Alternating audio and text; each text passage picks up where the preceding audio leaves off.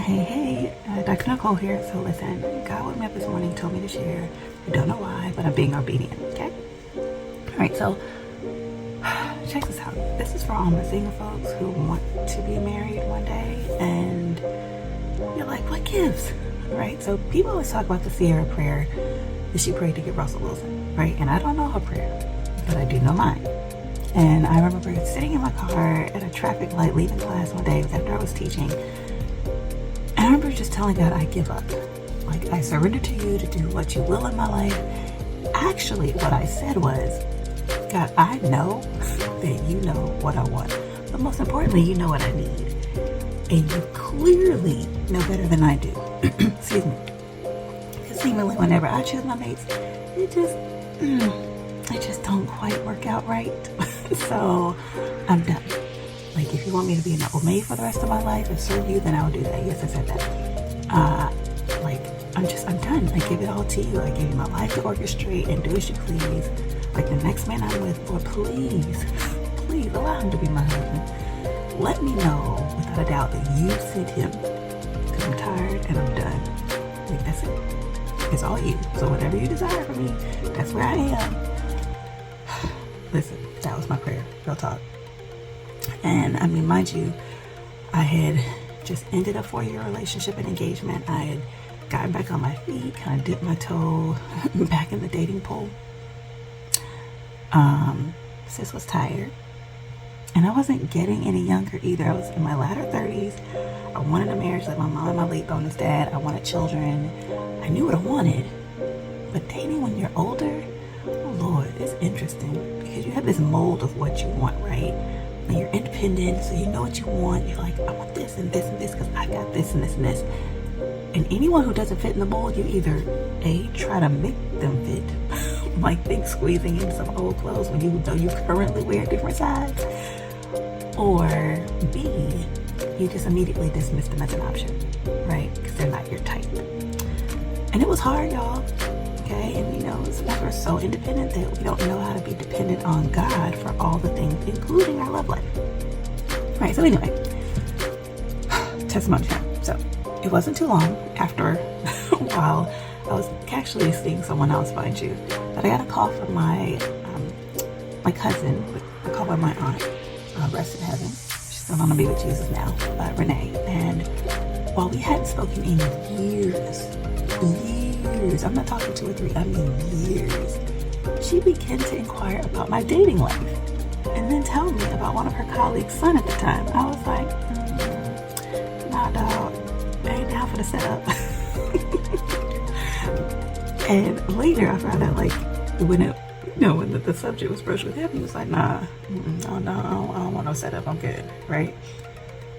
But God. So check this. This is where God blew my mind. So a small amount of time went by and we began corresponding in February. We officially met in April while he picked me up from the airport for a speaking engagement. If you ask him, he said he knew the minute he saw me coming down the escalator in the airport. Super sweet, right? To be honest, that wasn't my testimony though. He helped me pull together my mom's 60th surprise birthday party in May, right? I said yes to become his woman officially on Mother's Day shortly thereafter. And get this, when he asked, I was so brutally honest, because this is how tired I was, y'all. I was so brutally honest, and my response, I was like, I don't even know why I'm saying yes, but God is telling me to do so, so yes. Right? And shortly after that, things changed. I mean, as if like the timeline wasn't crazy enough. And let me tell you, God will change your heart to want the things he desires for you more than what you desire for yourself, right? So we took off after that. We lived in 2 different states. God continued to move in our lives. I met his sweet infant daughter in that June. He helped me take my grandparents to our family reunion and proposed while there in July. Get this, my mom bought my wedding gown in June. Yeah, mom. You know that was Jesus, right? And we purchased our first home in October. All in the same year, right? And then we were married in a beautiful, stunning, God-filled and fun-filled wedding that next August. In the time since we've been married, our faith has been tested. More than once, more than twice, more than 3 times. okay? We have gone through seasons of mommy surgeries and transplants on both sides, and vastly different challenging pregnancies, and being out of work for almost a full year while pregnant. And let me tell you, God has sustained us through it all. And not only that, but he has brought us closer every moment of it. I grew closer to God in that season before meeting my husband than ever before. And I wrote about it in my book, Glue RX. Shameless plug, y'all. I know, quick, but make sure you grab a copy. The link's below.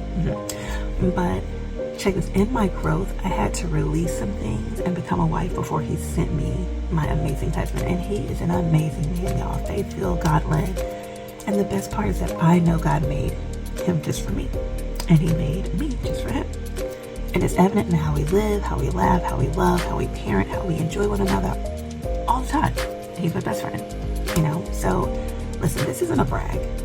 This is a testimony and evidence that God always has our best interests at heart. And if we simply give all of us to him, he will bless in ways we cannot imagine. Okay, the hard seasons, oh baby, they are going to come. Right? But ask yourself, would you rather go through those hard seasons with the man or woman? This is for men, you know, for guys and girls. Right, for the man or woman that God made just for you, or the one you choose for what you think, maybe for all the right reasons, right? You know, and check this out. Listen, some people can be super cool and still not be the one God sent, and that's okay. The only way to know is to really let go and let God. And it's become kind of cliche, but it's a real thing. Because when you really do, you will watch your world change. And get this, life isn't always perfect for us. Shoot, if I'm honest, oh Jesus, we are going through some life challenges as we speak. And they are tough and hard, but through it all, there's absolutely no one else I'd rather do life with. We are closer than ever. There are no fights and arguments when stress is high. Instead, we know our foundation and we go to our knees and rely on our source. We build our faith. We pour into one another. We undergird one another in prayer. We grow closer and closer each day in the midst of what seems like pure chaos and shenanigans. You know, and that's marriage God's way. So why am I telling you this? I told y'all he woke me up and told me to do this, right? But because I want you to know that it's not just about the prayer you pray. More so, your heart and your ability to truly allow God to make decisions in your life, especially your love life, after your prayer. Okay? And you know, why is it that we tend to hold on so tight to our love life as if God doesn't know what he's doing anyway? I don't know. The truth is, he wants us to have all the things, but he needs us to be able to trust him with all the things first. And at the very least, the things which are most important to us and closest to our heart, the things we hold on to the tightest, the things that are, the things that really matter, right? So life is the great faith walk. And I share this not because we are so great, because we're not, but because he is so great. So I want to encourage you to not just pray the Ciara prayer, right? But pray that prayer of yours of release, to give all of you to him, and then actually do it. And then watch him work in your life. God really does know the desires of our heart. We don't always understand his timing, but we do know it's always perfect. And he hears your heart and he knows. So I implore you to just trust him with a reckless abandon and watch your life change for the better. It may not be what you envisioned, but definitely what he purposed. It's far greater and far better. So anyway, I've been obedient. I've done my thing, right? I don't know why, right? I asked God to give me the words. I've learned, and I am learning to be obedient to his promptings. And I've seen the evidence on the other side. So I pray this blesses someone today, but more importantly, lands in the heart or hearts of those who need to hear it most. Love and blessings, y'all. Dr. Nicole out.